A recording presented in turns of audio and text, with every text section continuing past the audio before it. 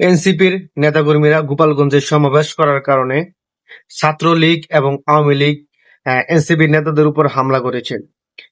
তারপর এদের সেনাবাহিনী যোগ দেয়। সেনাবাহিনীর গুলিতে আওয়ামী লীগ এবং ছাত্রলীগের কিছু নেতাকর্মী নিহত হন। এটা আপনি কিভাবে নিচ্ছেন?